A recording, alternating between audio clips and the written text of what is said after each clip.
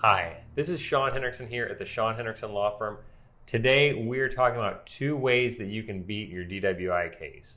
Before we get to that, make sure you watch all the way till the end because I've got a tip for you, something that you can be doing right now that makes it more likely that you get a good result on your DWI case.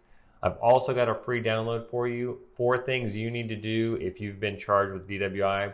Just look down in the notes for that. This video is for you if you're being charged with DWI.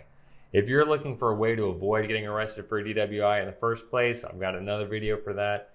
This is if you've already been charged with DWI, and it also assumes that there's a breath test or blood test that shows that your blood alcohol level was a 0.08 or higher when you were arrested.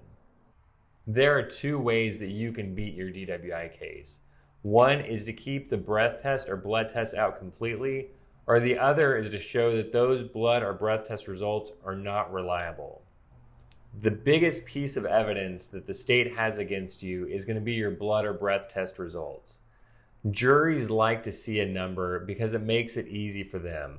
The only thing that the state has to prove is that you were driving and your blood alcohol level was 0.08 or higher, and that's all they need.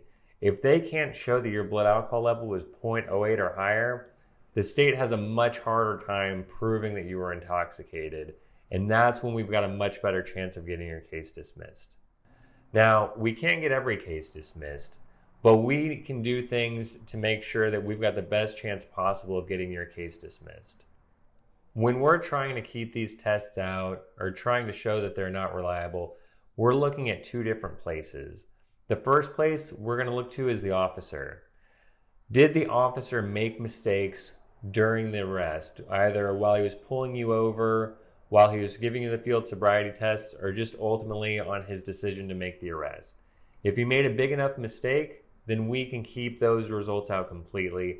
And if he made small mistakes, then it could lead to questioning the validity of the tests themselves. The second place we're going to look to is either the lab or the breath test supervisor.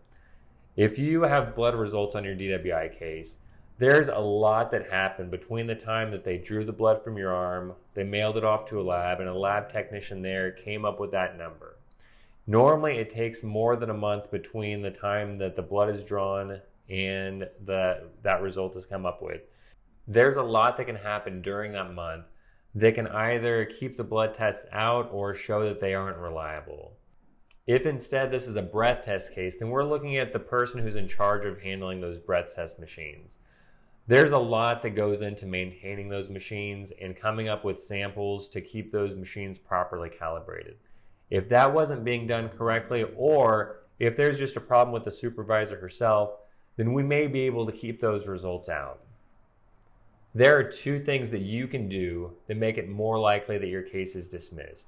The first and most urgent of those is to request a hearing on your driver's license.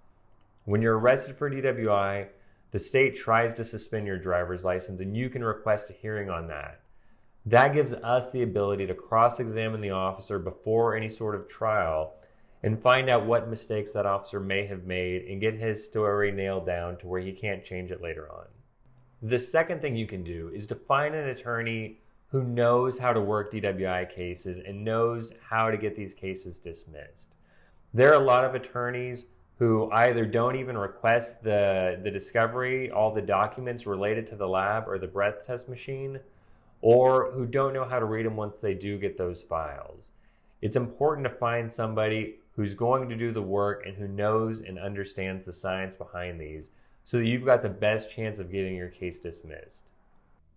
If you're being charged with DWI, or if you have any questions about what I've said in this video, please give me a call. My phone number is 942-4997, or you can click the link down in the notes to schedule a free consultation with me.